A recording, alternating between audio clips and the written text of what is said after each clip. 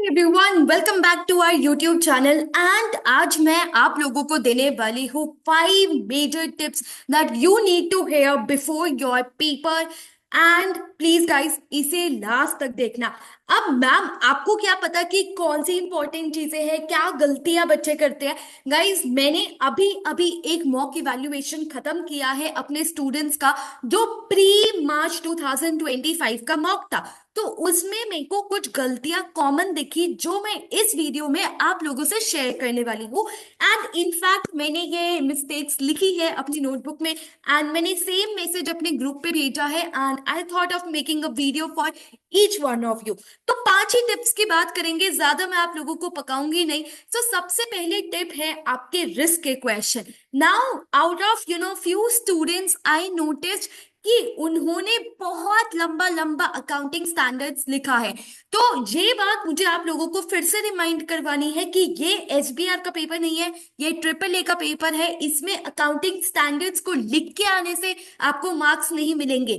जब तक आप उन अकाउंटिंग स्टैंडर्ड को केस से अप्लाई नहीं करते, तब तक आपको मार्क्स नहीं मिलेंगे। So make sure whenever you are writing that risk का क्वेश्चन, आप सिर्फ अकाउंटिंग स्टैंडर्ड्स लिख कर नहीं आ रहे हो, आप उसे केस से अप्लाई कर कर आ रहे हो। आप हमें समझा रहे हो कि कैसे आपने अपनी अकाउंटिंग नॉलेज को इस पर्टिकुलर केस में यूज किया है। ठीक है, फॉर एग्जाम्पल मैं आपको एक एग्जाम्पल देती हूँ। ठीक है, जैसे हमने बोला कि IAS 37 में मैम प्रोविजन जब बनेगा जब प्रोबेबल होगा, राइट। अब मैम प्रोबेबल हमारे केस में आपको किस इंस्टेंसेस से लग रहा है, आपको वो बताना पड़ेगा कि केस में या जे हो रहा है इसलिए हमें प्रोबेबल लग रहा है, इसलिए प्रोविजन बनना चाहिए। अगर आप सिर्फ ये लिख कर आओगे कि मैम IAS 37 कहते हैं कि प्रोविजन बनना चाहिए जब प्रोबेबल है, तो भैया ठीक है, ये बात हमें भी पता है, बट आप कैसे तो अप्लाई करो उसे। Okay, now let's move on to the second tip, that is examiners report. अब पता है, मैंने ना उस पर्टिकुलर मॉक में एक और क्वेश्चन डाल दिया था, that was double materiality, that was dual materiality, जो ISSA 5000 से रिलेट कर रहा था। एंड उसमें मैंने लिखा था बाइफोकेटेड अप्रोच समझाओ। अब किसी को नहीं आता था ये। क्यों नहीं आता था मैं बताती हूँ, क्योंकि उन लोगों ने एग्जामिनर रिपोर्ट नहीं पढ़ी थी, उन्होंने मेरी वीडियो नहीं देखी थी, जबकि मैं बार बार चिल्ला रही थी कि गाइस वीडियो देख लेना, वीडियो देख लेना, बट वीडियो नहीं देखी। अब पता चला उन्हें कि एग्जामिनर रिपोर्ट की कितनी इंपॉर्टेंस है। बहुत सारे बच्चों ने वीडियो देख ली थी एंड एग्जामिनर रिपोर्ट पढ़ ली थी, टेक्निकल आर्टिकल पढ़ लिया था बोलने पे एंड समझ लिया था जब मैंने समझाया था। तो उन्हें वो डायरेक्ट क्वेश्चन के 5 on 5 मिल गए। तो ये बात मैं आप लोगों को बताना चाहती हूँ कि आप प्लीज लेटेस्ट एग्जामिनर रिपोर्ट देख के जाना, मैंने अपने चैनल पे कवर कर लिया है। सेकेंडली, आप जरूर देखना कि कौन सा टेक्निकल आर्टिकल जरूरी है, एंड हो सकता है उसे एक डायरेक्ट क्वेश्चन आ जाए। तो make sure that you don't forget any important technical article and the latest examiner report before your March attempt. Now let's go to the third thing was knowledge. अब बहुत बच्चों ने क्या किया, एक क्वेश्चन था, what are the factors before accepting the particular client for forensic engagement, right. अब forensic new client था, हमारा एग्जिस्टिंग क्लाइंट नहीं था, एक अलग इंडस्ट्री में था। अब यहाँ पे नॉलेज क्या कहती है हमें कि मैम जैसे ही हमने ये क्वेश्चन पढ़ा, हमने बोला new factors, new factors of acceptance वाले, रिसोर्सेज, डेडलाइन, कॉम्पिटेंस, ये सब चीजें। नो गाइस, उस पर्टिकुलर क्वेश्चन में कुछ स्पेसिफिक पॉइंट्स गिवन थे जो आपको डिस्कस करने थे। फॉर एग्जाम्पल, उसमें गिवन था कि आप फैशन इंडस्ट्री से डील कर रहे हो और आपने आज तक इंश्योरेंस कंपनी से डील करा है, तो क्या आपके पास रिसोर्सेस है, क्या आपके पास स्किल्स है।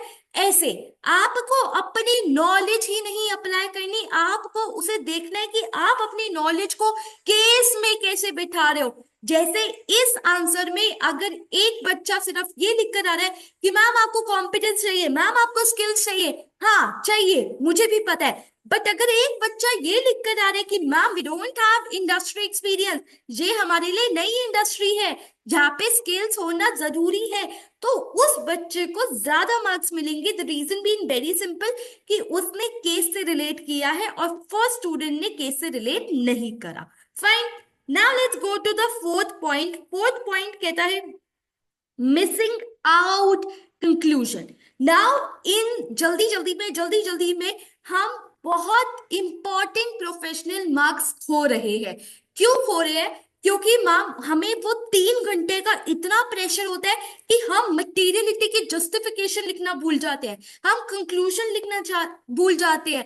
And the most important part जो क्वेश्चन खुद कहता है, इवेल्युएट एंड प्रायोरिटाइज, हम प्रायोरिटाइज करना भूल जाते हैं। So guys please make sure कि आप अपने आंसर में कंक्लूजन लिख कर आ रहे हैं, जस्टिफिकेशन लिख कर आ रहे हैं, प्रायोरिटाइज कर कर आ रहे हैं। एंड अगर आपको नहीं पता प्रायोरिटाइज कैसे करते हैं, I have a video on that, so please go and watch it. Now the last and the most important point that I would like to highlight is writing too much. Fine, आपके पास 3 घंटे ही है and आप लोग अगर question number 1 पे अटके रहोगे और लिखते रहोगे लिखते रहोगे लिखते रहोगे लिखते रहोगे, आप अपना पेपर नहीं कंप्लीट कर पाओगे। आपका मेन फोकस होना चाहिए ट्रिपल ए में कि आप डेडिकेटेड टाइम ही उस क्वेश्चन को दे, उससे ज्यादा ना दे। The moment that time is over, move on to the next question. Please make sure that you complete the paper, because paper complete करना आप लोगों के लिए बहुत बहुत बहुत इंपॉर्टेंट है। अगर आप एक क्वेश्चन अटेम्प्ट कर आ रहे हो, क्वेश्चन नंबर 1 इन 3 आवर्स, तो guys you can not expect कि आप उसमें पास हो जाओगे। ओके, सो आपको पेपर पूरा अटेम्प्ट करना पड़ेगा। That's the major thing that you need to understand. Okay, so that's it for this particular video. Thank you so much for watching it till the end. I hope you enjoyed it. Bye bye. Take care.